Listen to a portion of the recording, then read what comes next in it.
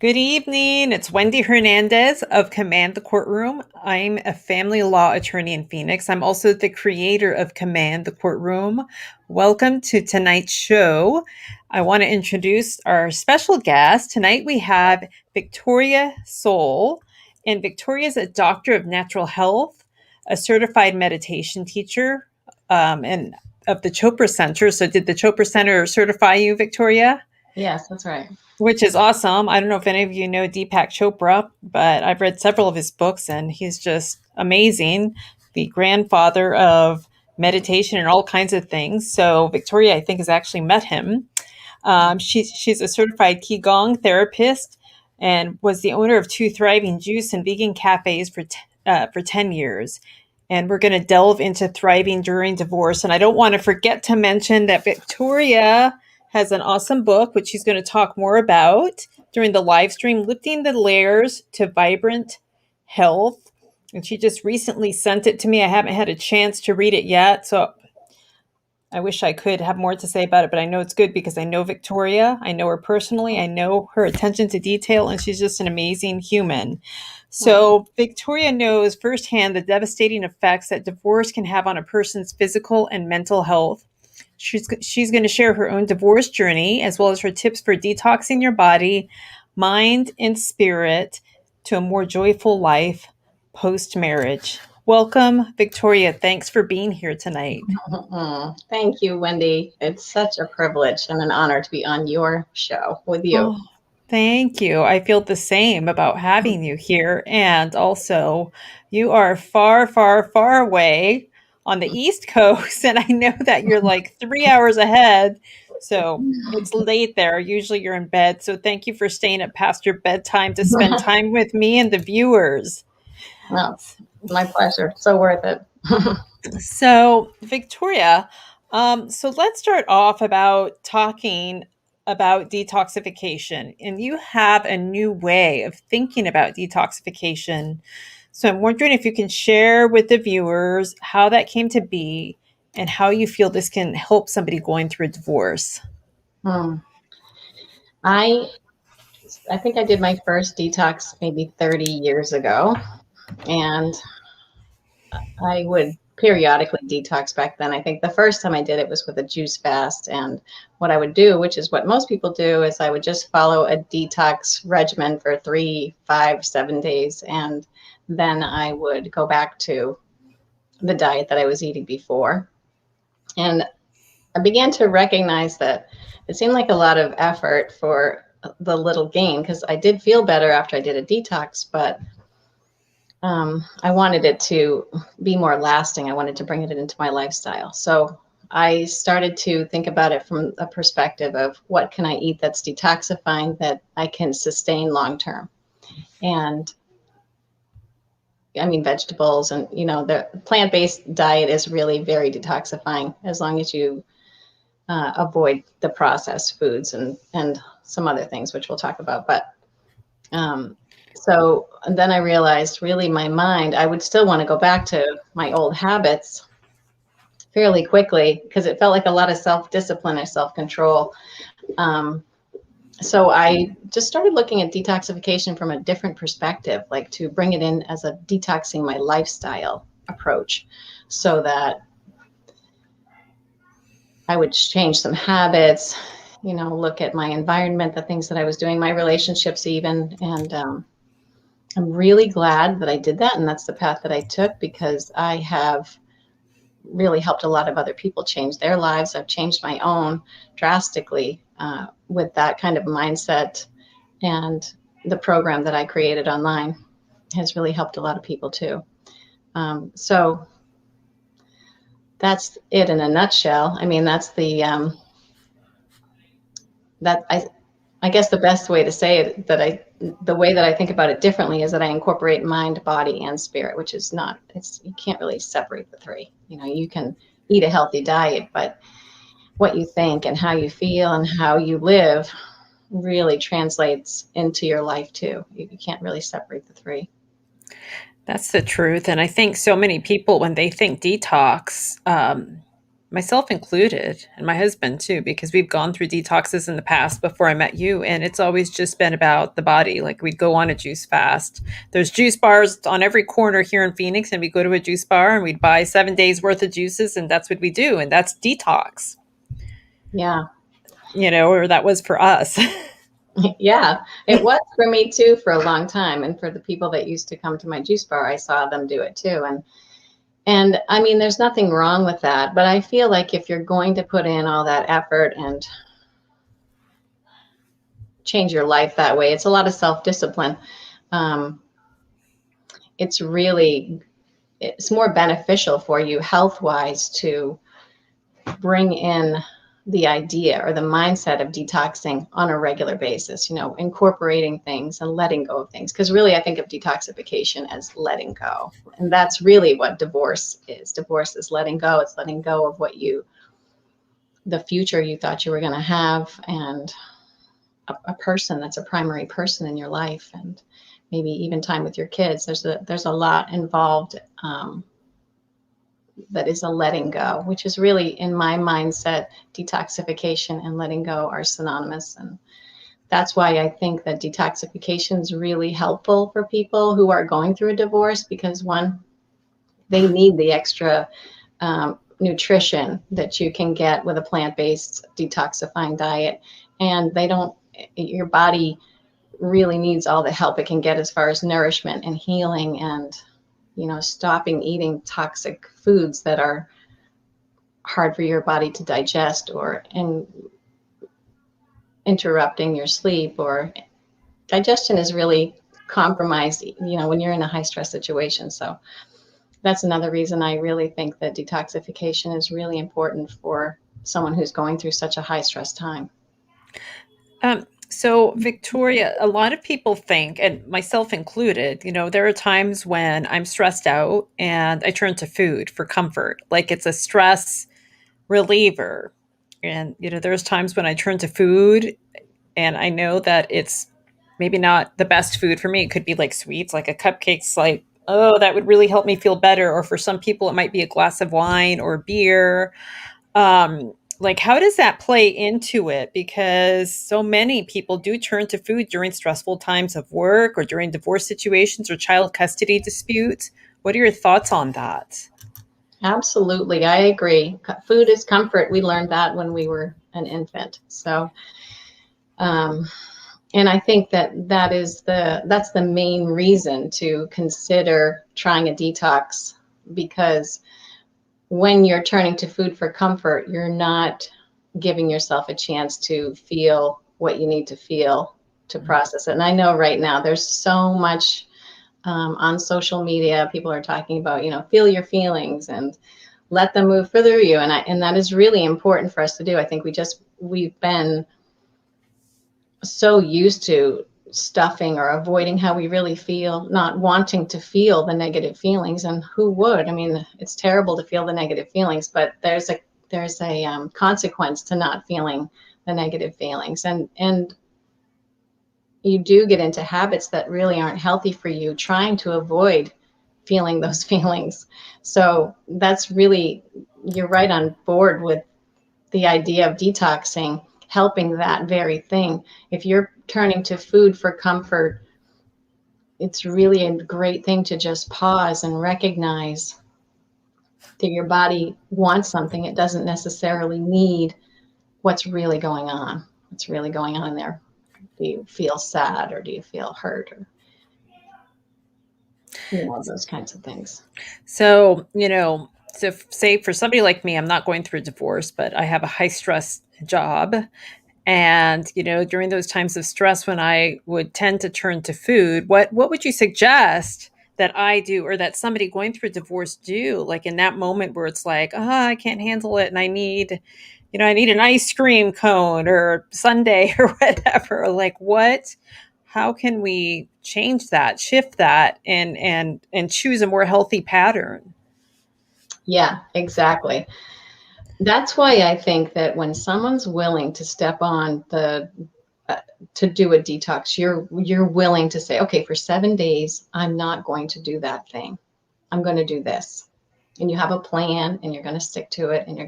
that's why I think the detoxification for a certain number of days, whether 3 days, 5 days, whatever you decide, um, you've already decided you're going to do something different when you get that pull.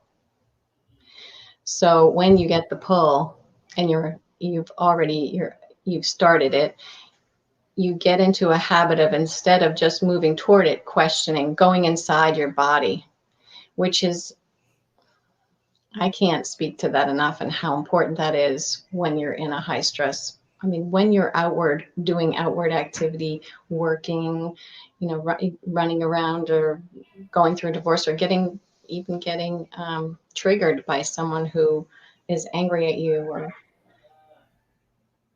that is your body is sending you a message. The body sends messages to your brain, just like your brain sends messages to your body. So your body's sending you a message like, alert, something's going on here. And when we've gotten into that habit of reaching outside ourselves for something else, we don't even really think about it.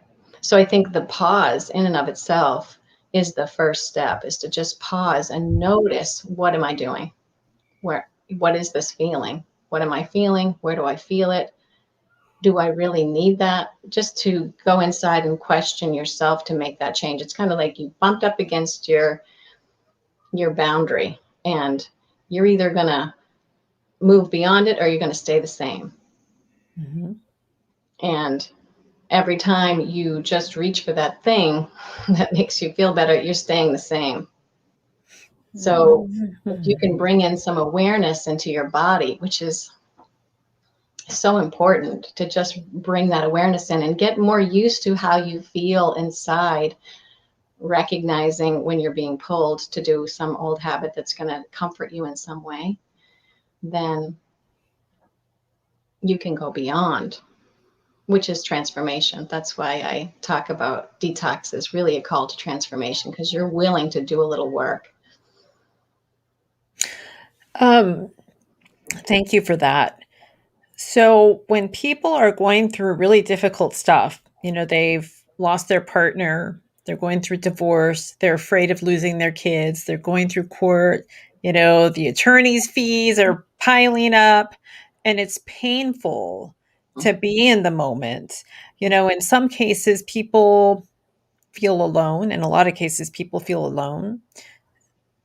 Their friends, or the people they thought that they were friends, are no longer there for them. They feel like they can't reach out to them. So where do you go? Because sometimes just being present and pausing it's so painful. Oh, I know. I went through all of that. I mean, I lost my person. He was not only my partner in life, he was my best friend, and it felt like a death to me, and just a huge empty space. And then I lost a lot of friends because they were afraid that it could happen to them. And I know exactly how that feels. It is devastating and horrible, and sharing your kids and losing time with them, and it's just it's monumental. So that is the time in which you really want to reach for comfort. Mm-hmm. And I recognized in me going through all of that it's like I had my world ripped apart. Not only I felt the heartbreak physically for a long time, so it wasn't just outside, it was inside as well. And to me, you're going to feel those feelings, whether you're putting them off and stuffing them down today. There's some way it's going to show up, whether you're not sleeping or you're not eating. We all have to get through it. We have to get through it. And if you can commit to caring for your body the best that you can, being gentle with yourself. I mean, the Buddha said, you, as much as anyone, deserve your love and affection. And that is so true. And I think that going through a divorce is really like a time you can really recognize that, because you're really hurt, and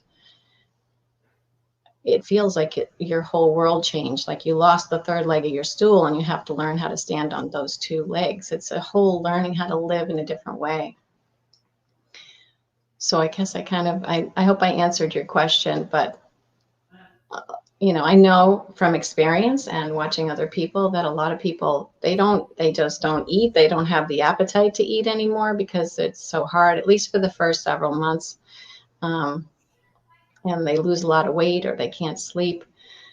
So I feel that when you have lost your appetite or things are very different for you on the inside because they're so different on the outside, it's a really good time to incorporate some good habits because it gives you kind of a lifeline to hang on to, that you're caring for yourself. Even if you're just taking a bubble bath at the end of the day, or you're taking some tinctures in the morning, or you're, you know, taking your supplements, whatever it is that you're caring for your body, making sure you get enough sleep or exercise. Exercise is so important to move the emotion out as well. If you're not someone who can, really no one wants to sit down and just feel it, Yeah. it's terrible, so I actually let myself hit the floor a couple times. My little brother used to have temper tantrums, and I remember watching him do it and thinking it would be great to feel so free to just lay down and just throw a temper tantrum. So I let myself do that a couple times, and it just made me laugh. And then afterward, I got up and realized, like, okay, what am I going to do for myself now? Because that's really caring for yourself when you're in that is huge, because when you're young and you're going through something really hard, all you really want is someone to care for you, to hold you, and you still have that little person in there. Mm. You're still all of that. You're who you are now, and you're who you are when you were 5. It's still inside you. Yeah. And so I think so many people are resistant to one, recognize that it's okay to give themselves that love that they want, right? And not only recognize that it's okay, but to actually give it to themselves. Yeah, I know. I It's true. I mean, we're in a time, I think, where that's changing. That's in the process of changing. And I think you have to go from one extreme to the next. So we've gone from, not taking care of ourselves or showing ourselves love to narcissism and, the opposite end of the spectrum. And so I think we're beginning to find some balance with knowing that caring for ourselves is really the first step to be able to give more to everyone else. So, so can you give some ideas for self care or things that will minimize the impact of stress that a body is going through when a person is going through a highly stressful situation, and it could be the divorce or the death of somebody that you care about. I have a couple of friends who've just lost close friends of theirs. I mean, that's grief, that's stress. So how can you minimize impacts of stress on your body? Well, eating a healthy diet, exercising, getting plenty of rest, caring for your body when it needs it. If your body says, I'm tired, laying down and taking a nap if you possibly can. And I think with COVID now, most of us are more capable to do that kind of thing. And I wonder about that, that we weren't doing that before. Mhm. And so now we have more capability to do that, which I think really had to happen for us. But those things, the very basic things like that, like sleep and exercise and diet, and, listening to yourself, listening to your inner body. When you have something really big happen like that, like you've lost someone close to you, um, your your spiritual side is more awake.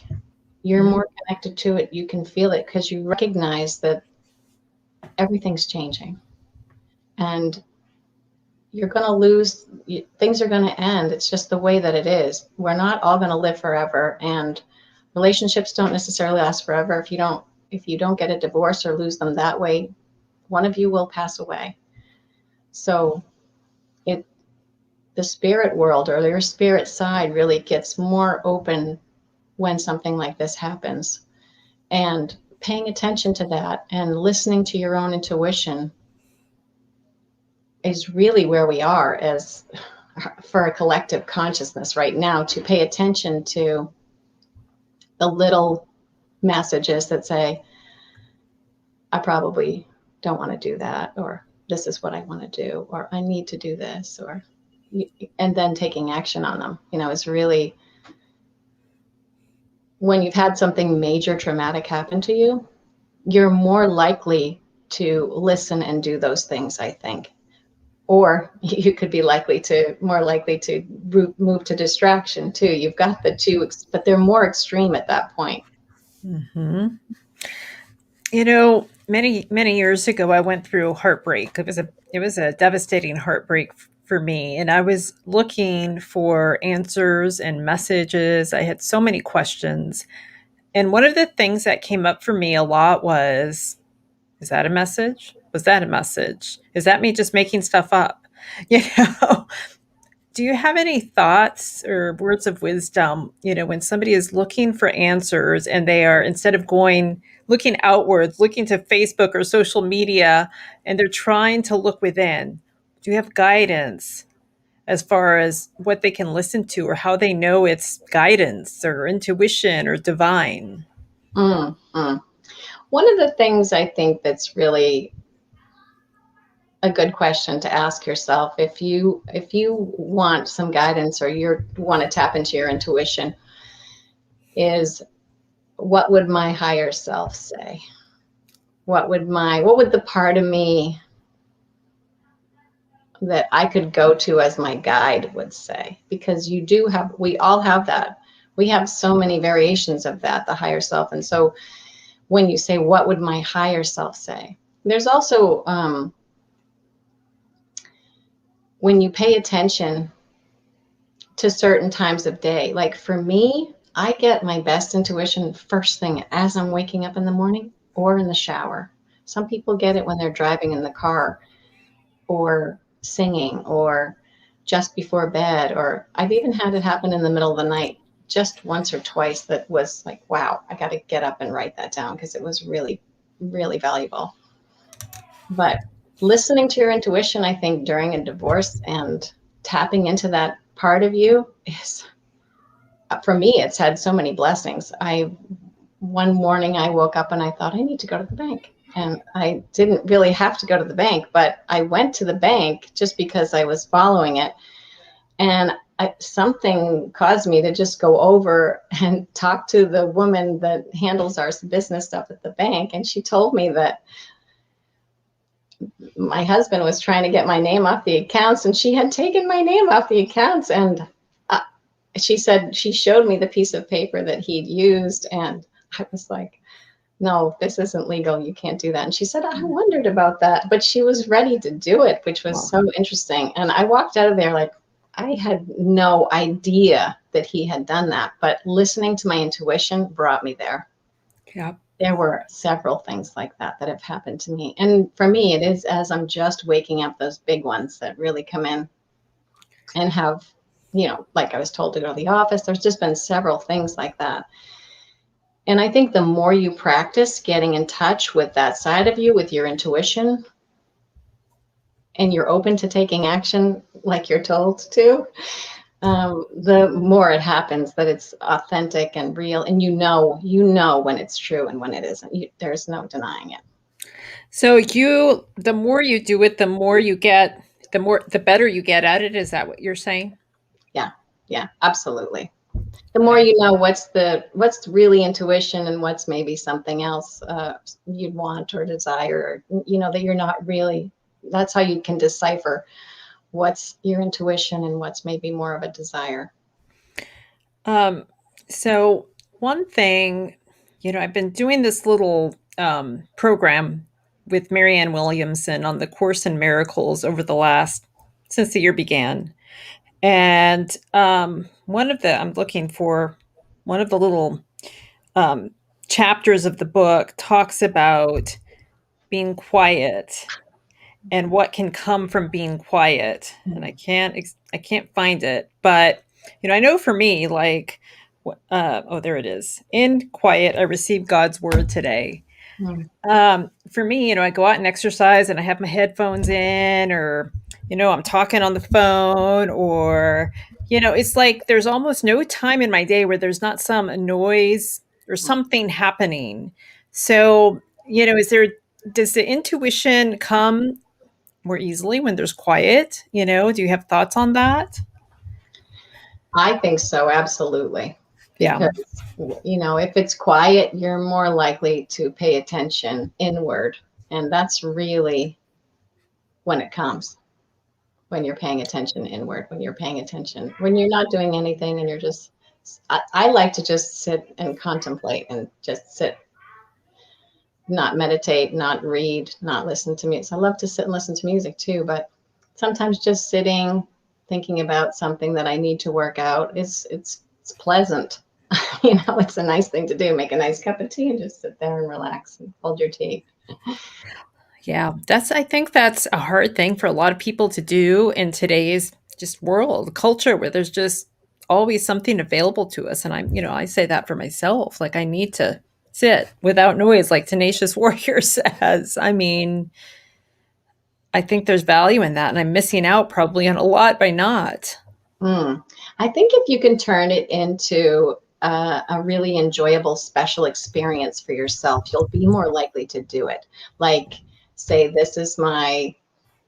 make it sacred somehow. Light a candle or do something that makes it feel like this is going to be my special time for me. That really helped me in the beginning. So thank you for that. So Safe Haven says she feels like or I don't know if it's she. I'm just assuming. I'm sorry. It may not be a she. Says, I feel like I'm going to collapse as my ex continues using the court system and filing multiple motions without merits. I have kids full time and losing my health and well being. What would you say to Safe Haven? I'm so sorry, Safe Haven. I know it's really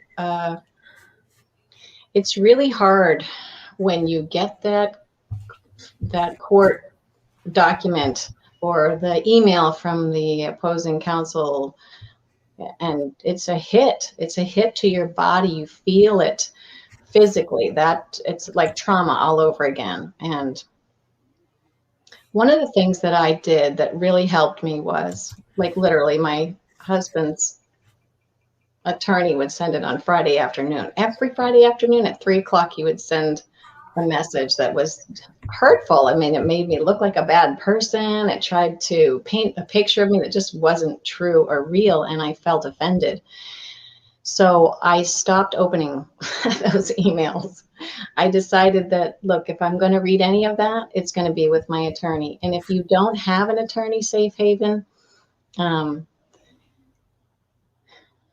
I mean, I hope that you do. I highly recommend you get one. If you don't have one, Wendy's Command the Courtroom program is amazing.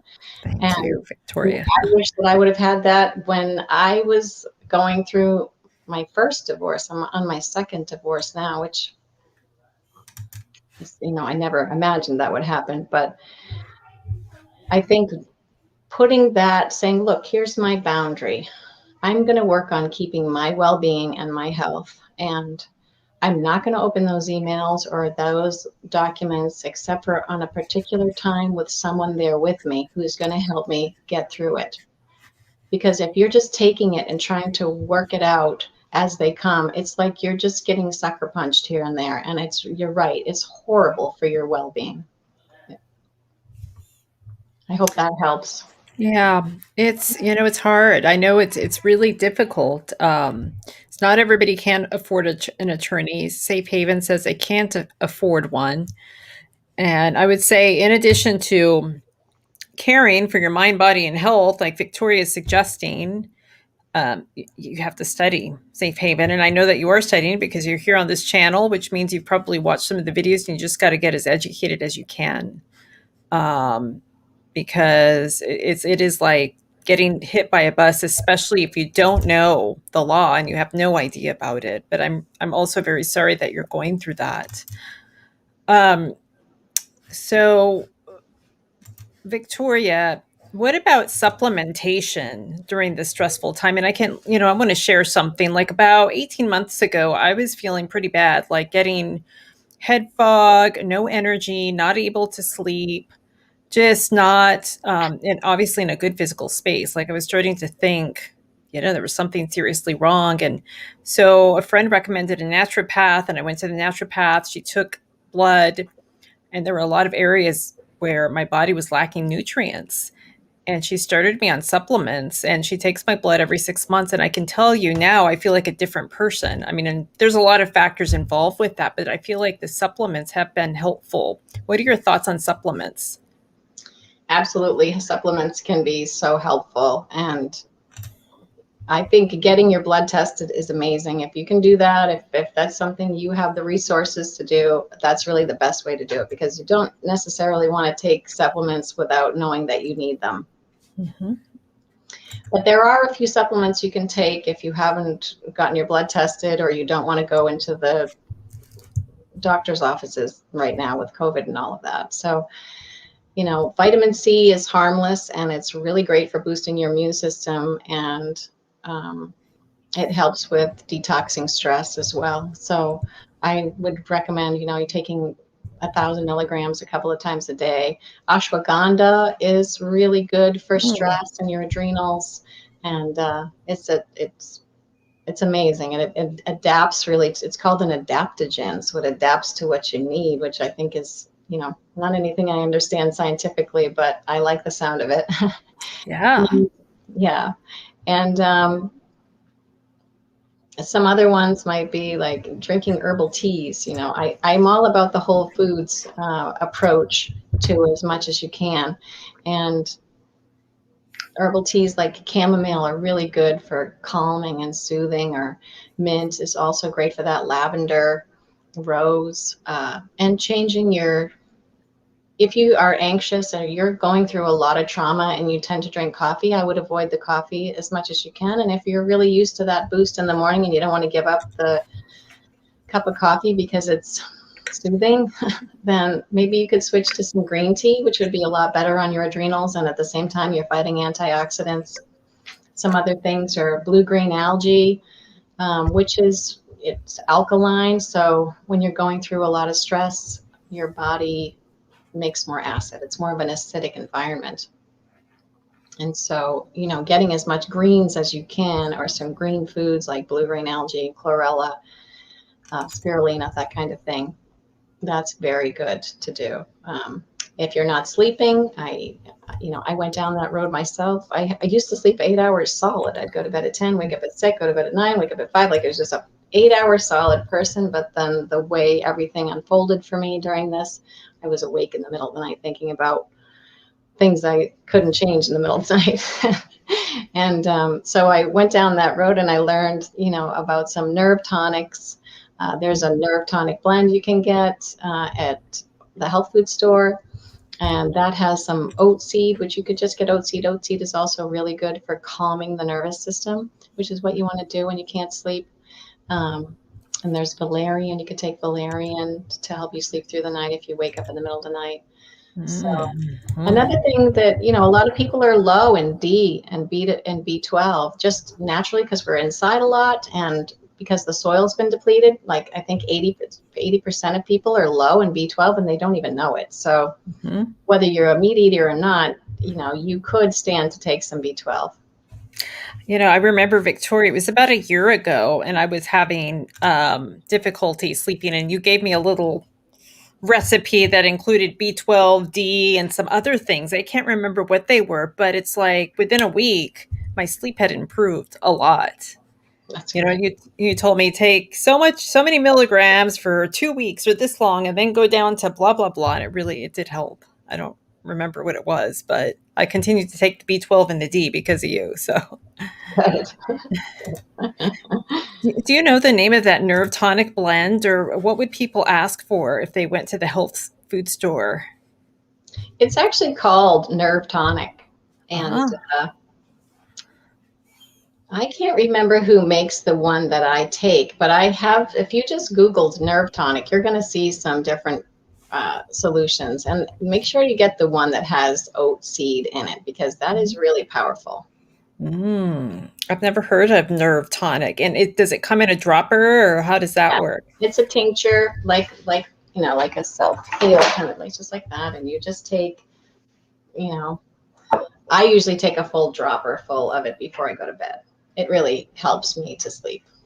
Okay. But you can Yeah. take it during the day too. You can take, it's not going to hurt you. You can't take too much of it. I don't think you could take two full droppers during the day and then one at night. If you're really anxious, if things are high stress right now, it's not going to hurt you.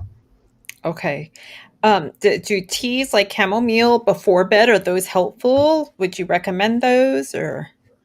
Absolutely, unless you're someone who has to get up and pee in the night. If getting up to go to the bathroom is going to wake you up, then maybe it's not the right thing for you, and you could just stick to the tinctures. But definitely chamomile tea. There's a sleepy time tea. There's all kinds of tea blends. You can, look at the back and see whatever sounds the most appealing to you. That's really the key, and your body knows what you need, and smelling things or being attracted to something that's healthy that you're looking for when you're looking for a solution is usually the right thing for you. Okay, that's great. All right. So those are lots of excellent suggestions. That's awesome. Thank you for that, Victoria. So before we end, and I want to share a couple more things before we end, but I'm wondering if you have a simple step that you can share that somebody who's going through a divorce or a custody battle or grief can take today to maintain or even improve their health. Yeah. We talked about it a little bit already, and I think the most important thing that can maintain or improve your health is to get into your body. But your body is in fight or flight so much more when you're going through the divorce process, and just putting your awareness inside and feeling alone can calm your nervous system down. And that's really the antidote to stress. Meditation, if you can do meditation, I highly recommend it. I mean, that's one of the things that's saved me too. So important to get still and go inside when you're having a high stress time, because if you're constantly reacting and responding, it's just getting bigger. If you can go inside and realize, you know what, another thing you can pay attention to that I've recognized in this whole process is that you feel like everything is so immediate when it happens. It's so big and so immediate, but the system takes longer than you think it's going to, and you can relax and take it in at a slower pace. You don't have to respond so fast. You can take some time to respond and go in and be inside. That's really the most important thing. Okay. That's great advice. Really great advice, Victoria. So, all right. So, I want to talk about a couple of things. First of all, I want to talk about this book, this gorgeous book, Lifting the Layers to Vibrant Health, Detox for Mind, Body, and Spirit. And what can you tell us about the book? And do you have a special offer for people as it relates to the book? Yes, I'm happy to give you the book for free as Wendy's audience, and um, you can either just download it as a PDF or I'll send you a signed copy if you just pay for the shipping. The book it's really short and simple. It's kind of like a superfoods book. And it's about detoxing your life, really. It's not just about the food, but the food is all there, but there's a way to detox your mind. So if you're ruminating about something that's just really, you could be getting a massage and you could still be thinking about something. I have a technique in there to help you stop thinking about that works. Ways to detox your environment, just to make sure you're taking care of your body the best that you can with what you have and your habits, your detoxing stress. So there's a lot of little tidbits in there to help you to learn how to detox your life. Awesome. All right. So I'm looking at the comments. Living Free is saying, wow, and thank you. And so for anybody watching this now or later, because I know a lot of people watch these live streams. They can't all join because, like Victoria, some people are on the East Coast or across the world and they watch later. So here is the link to the book giveaway. Is there any special code that people need to enter, Victoria, to get the book? No, that giveaway will get you the book. Okay. And, just for the people who are on this call and who are listening now, if you want to do my 7-day program, it's already set at half price, and I'm going to offer Wendy's people, you'll get another $50 off. So That's awesome. Thank you. Yeah. That's awesome. So let me see. I got to find that link. So Tenacious Warrior is saying super awesome. Thank you, Ms. Victoria. And I am going to, just one second, get that link. Tenacious Warrior is my assistant, my trusty assistant, and she has the links here, which I'm going to post. There we go. Thank you. Thank you, Tenacious. So there is a link for the detox program. And so the code that people need to enter to get the additional amount off is Command the Courtroom. Is that right? That's right. All one word, Command the Courtroom. Okay. And so with the code, how much can you just tell us? The program is only going to be $47 for you, and it's usually $197. It has a meal plan, the checklist, daily videos, daily messages, questions to ask yourself at the end of the day. It's not necessarily geared for someone who's just going through a divorce. It's for someone who wants to detox. So it's kind of gives you a foundation to do step by step each day to focus on your health. Yeah, so awesome. So, I'm going to say that I actually went through this program a couple of years ago, and I love this program. I lost several pounds in that period of time. And that's not the best benefit, but Victoria has like tons of great recipes that are part of the program. And these videos, like different videos on preparation of foods and things like that. One of her favorite recipes that she shared with me that I love is it's a matcha tea with cashew, nut milk. I can't remember. It's been a while since I made it, but I love that. I made it so much. So thank you for that. It's really awesome, Victoria. And so I encourage anybody out there who wants to detox their mind, body, and spirit, check out the book. Like, how can you beat it? She's giving it to you for free. Just pay the shipping and check out the program. So that's awesome. Like, you'll see all kinds of benefits. So Living Free is saying I'm buying it. And Living Free is saying I'm looking into the detox. So Victoria, thank you. These are wonderful gifts. The gift of having you on the show and the gifts that you're offering to the viewers. And thank you for sharing the gifts of your experience. You have such diverse experience. I really, really appreciate it. If people want to reach out to you or find you, can you tell them how to do that? Yeah, I mean, my email, you could email me. You can just victoria@beingonenow.com, or you can send me a message. I'm on Instagram and Facebook, Victoria Soul. Okay, so Victoria at I'm sorry, I didn't catch that. Being One Now. Now.com. Mm-hmm. Okay, so I'm going to click this link. And then Tenacious Warrior and Living Free are saying that my hair looks good. Thank you, guys. Second day hair without a wash, but thank you. So there's Victoria's email address. So yeah, guys, reach out to her. And thank you all for being here. I have another guest next week, and look forward to that. But I'm so grateful for you to you, Victoria, and grateful to all of you out there watching. And we'll be back next week. Remember to keep on going, keep on trucking. If you like this, give it a thumbs up. If you're already to the channel, please hit the subscribe button, post comments, and I will see you next week. And until then, get out there and command the courtroom. Thank you. Thank you. Thanks, Victoria.